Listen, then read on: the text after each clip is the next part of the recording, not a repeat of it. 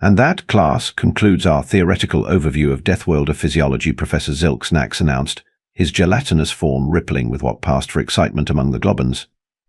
Any questions before we move on to the practical demonstration? A tentacle shot up from the back of the classroom. It belonged to Blurp, the class clown and perpetual troublemaker. Yeah, Prof. When are we going to see some real action? I mean, come on, these Deathworlders can't be as tough as all that, right? Snort, they're probably just a bunch of squishy losers who got lucky with evolution. The class erupted in a cacophony of chittering laughter, squeaks and gurgles, the alien equivalent of a laugh track on a bad sitcom. Professor Zilks' epidermis flushed a deep purple, a sign of both embarrassment and annoyance. I assure you, Blurp, that Deathworlders are not to be underestimated. Their homeworld, Earth, is a nightmarish hellscape of environmental extremes, deadly predators, and constant planetary upheaval. The fact that they not only survived but thrived in such conditions is a testament to their resilience. Just then, the classroom door swished open, and in walked, or rather, lumbered the subject of their discussion. Jake Martinez, the only human exchange student at Galactic University, ducked his head to avoid smacking it on the doorframe again and sheepishly made his way to his desk. Sorry I'm late, Professor Jake mumbled, his face flushing red. I had a little accident in the cafeteria. Professor Zilks' eye stalk swiveled towards Jake, taking in the human's disheveled appearance. Good gracious, Mr. Martinez. What happened to you? Jake chuckled nervously, running a hand through his hair. Well, you see, I was trying to get some of that delicious Centaurian plasma jelly, but the dispenser was jammed. So I gave it a little tap, and Sanarche. The whole thing kind of exploded. Turns out, Centaurian plasma jelly doesn't react well to human skin oils. Who knew, right? The class stared at Jake in a mixture of horror and fascination. His skin was covered in small, angry-looking welts, and wisps of smoke still curled up from his singed eyebrows. Blurp, never one to miss an opportunity, piped up again. Ha, some invincible Deathworlder you are, taken down by a dessert. Snort, maybe we should rename your species to Jellyworld. Blurp's taunting was cut short as Jake, in his haste to sit down and escape the attention, misjudged the strength needed to pull out his chair. The reinforced alloy seat, designed to withstand the weight of species far denser than humans, went flying across the room. It embedded itself in the wall with a resounding clang, mere millimeters from Blurp's quivering form. Silence fell over the classroom, broken only by the soft tink-tink-tink of the chair slowly working its way out of the wall and clattering to the floor. Oops, Jake offered weakly, a nervous grin spreading across his face. Professor Zilks' gelatinous body pulsed rapidly, a clear sign of distress. Class, he burbled, I believe we've found our volunteer for today's practical demonstration. Jake's eyes widened. Demonstration? What demonstra? Before he could finish his question, a transparent force field bubble materialized around him, lifting him off the ground. Jake yelped in surprise, his limbs flailing comically as he tried to regain his balance in the suddenly gravity-free environment. Now, Class Professor Zilks began, his tone taking on the enthusiasm of a mad scientist. We're going to observe how a Deathworlder responds to various environmental stressors. Let's start with something simple, shall we? Computer, begin Scenario 1 extreme temperature fluctuations. Jake's bubble began to glow an ominous red. Sweat immediately beaded on his forehead as the temperature inside skyrocketed. Professor? Is this really Ness's YOWCH? He hopped from foot to foot as the floor of the bubble heated up. Hot. Hot. Hot. The class watched in fascination as Jake did an impromptu dance, reminiscent of a human ritual they'd seen in entertainment vids called the Funky Chicken. Just as Jake thought he couldn't take any more, the bubble suddenly turned a frosty blue. The temperature plummeted, and Jake's sweat froze instantly on his skin. TTT Toasty, Jake chattered, hugging himself and bouncing in place to keep warm. His breath came out in visible puffs, quickly forming a small cloud inside the bubble. Professor Zilks' eye stalks quivered with excitement. Fascinating. Note how quickly the subject adapts to the changing conditions. This ability to withstand rapid temperature shifts is a hallmark of Deathworlder physiology. Now, let's move on to Scenario 2 atmospheric pressure variations. The bubble around Jake began to shrink, compressing the air inside. Jake's eyes bulged comically as the pressure increased, his cheeks puffing out like a chipmunk's.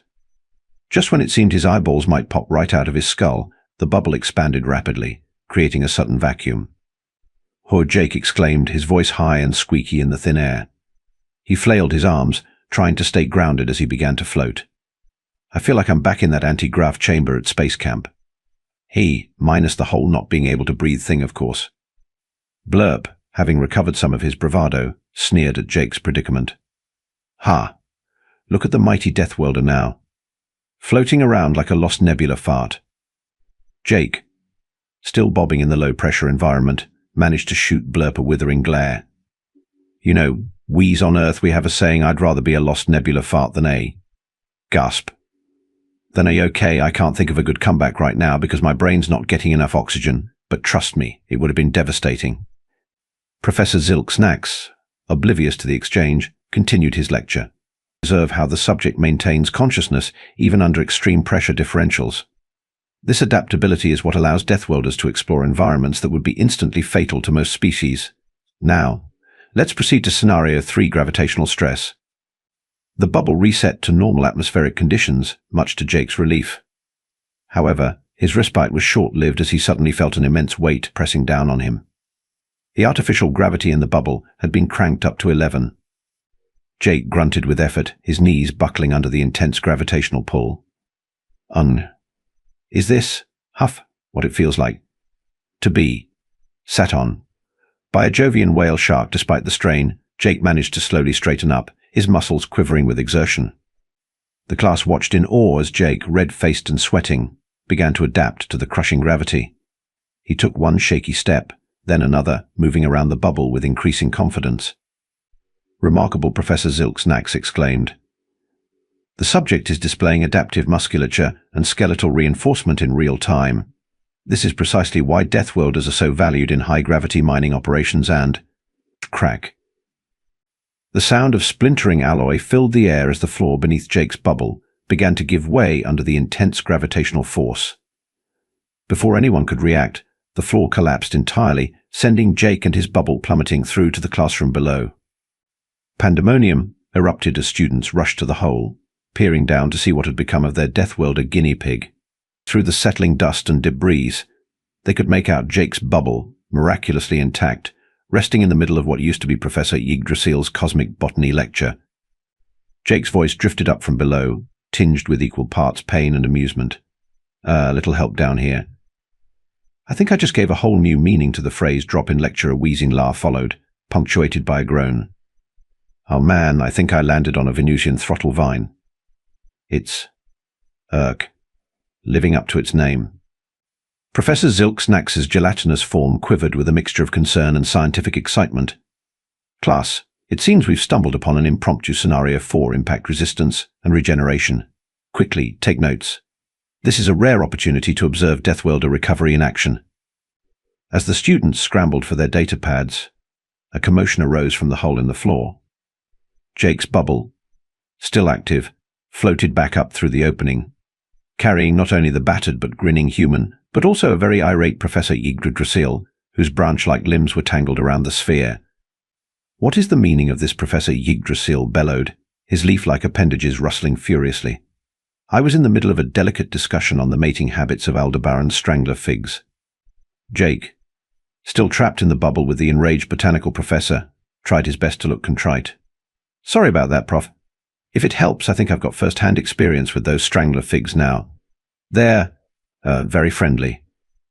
Professor Zilks Nax's eye stalks drooped in embarrassment. "My sincerest apologies, Professor Yggdrasil. We were conducting a practical demonstration on Deathworlder physiology, and it seems things got a bit out of hand." "Out of hand," Yggdrasil sputtered, his bark like skin flushing a deep mahogany. "You've turned my lecture hall into a crater. And this primate has traumatized my prized plutonian pulsating pitcher plant. Look at it." He gestured to a trembling, pitcher-shaped organism that was trying to hide behind a fallen desk. Jake, despite his predicament, couldn't help but chuckle. "Oh, come on, it's not that bad. I think it likes me." See, he waved at the plant, which responded by emitting a high-pitched shriek and spewing a jet of fluorescent liquid. Okay, maybe not. Professor Zilks, desperate to regain control of the situation, cleared his throat, or what passed for a throat in Globan anatomy. Perhaps we should continue our demonstration in a more controlled environment. Computer, initiate emergency containment protocol Omega-3. The bubble containing Jake and Professor Yggdrasil suddenly expanded, engulfing the entire classroom.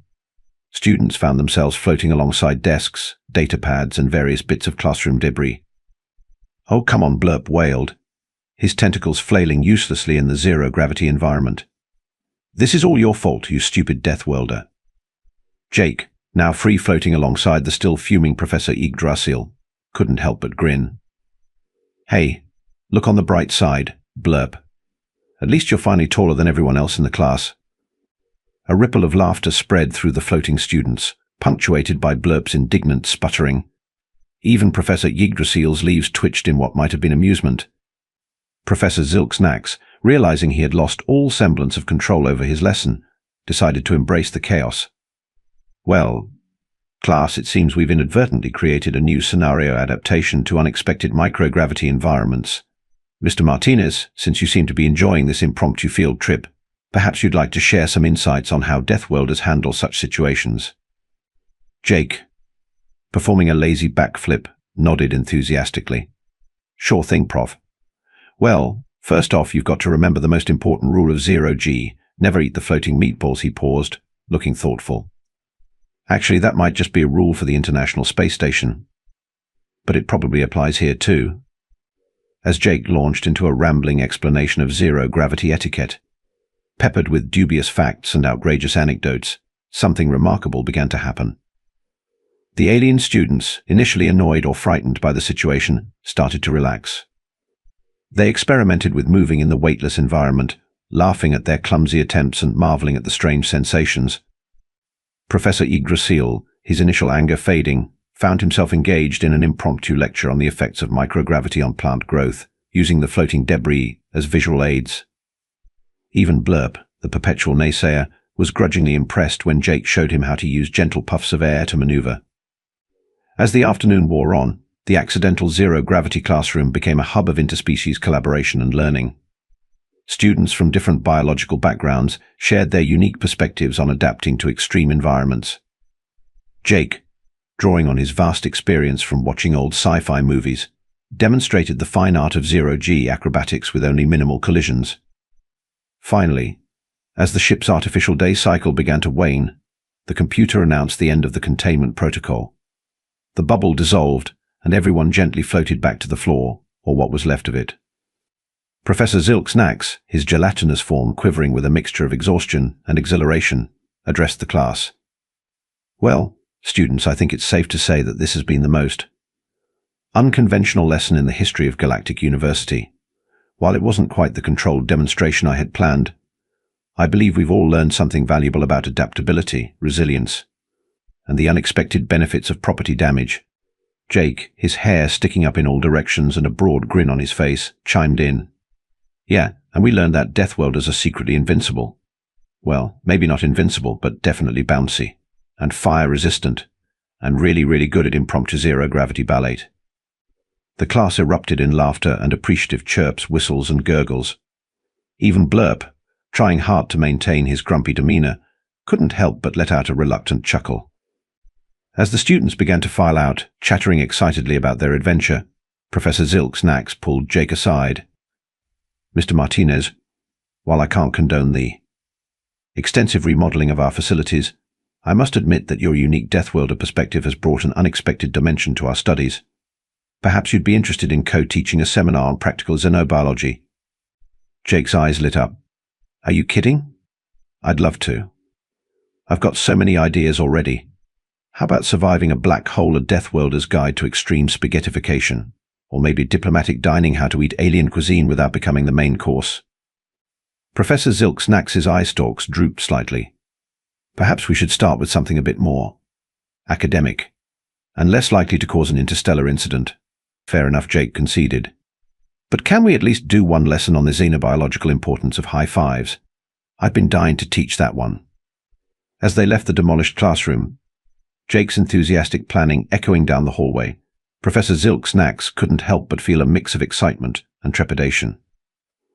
One thing was certain with a Deathworlder as a teaching assistant: the upcoming semester was going to be anything but boring.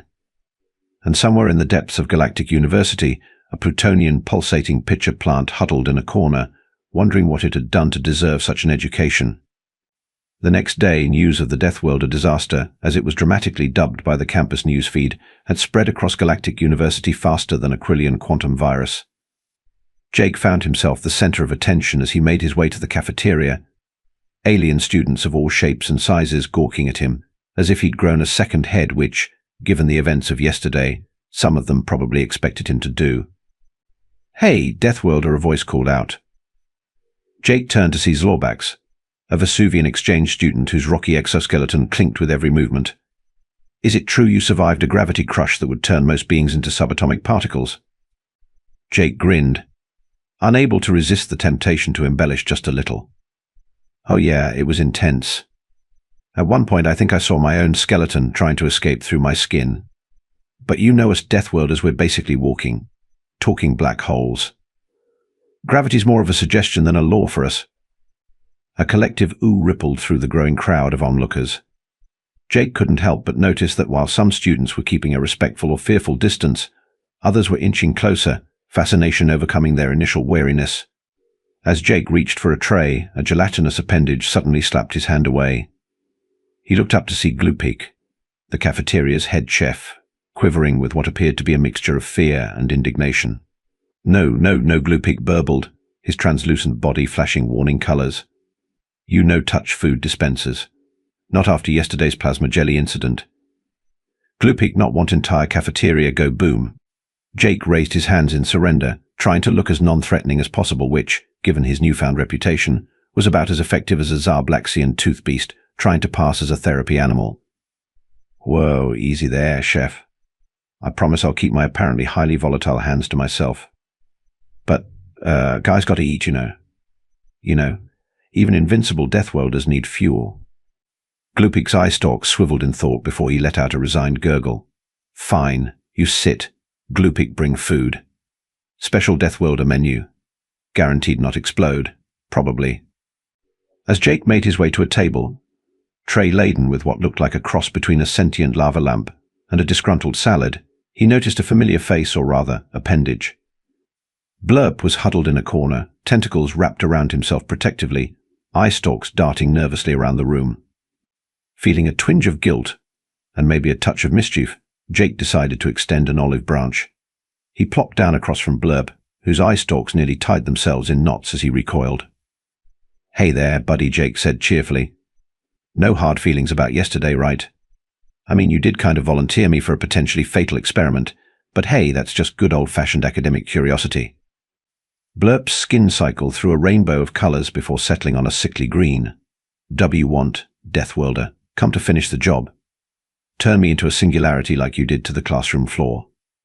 Jake couldn't help but laugh, which only made Blurp shrink further into himself. "Relax, Blurp. If I was going to turn you into a singularity, I'd at least buy you dinner first." Speaking of which, he gestured to his tray. "Any idea what this stuff is?" "I'm pretty sure my salad just winked at me." Despite his fear, Blurp's curiosity got the better of him. He leaned forward slightly, eye stalks examining Jake's meal. "That's Andromedian flux fruit," he said, pointing to the lava lamp-like substance. "It's supposed to adapt its nutritional content to the consumer's needs. The winking salad is probably Mercurian mimic lettuce. It tries to communicate with its eater." Jake prodded the salad with his fork, and the leaves rustled in what sounded suspiciously like a giggle. On Earth we usually prefer our food a little less interactive, but when in Rome, right."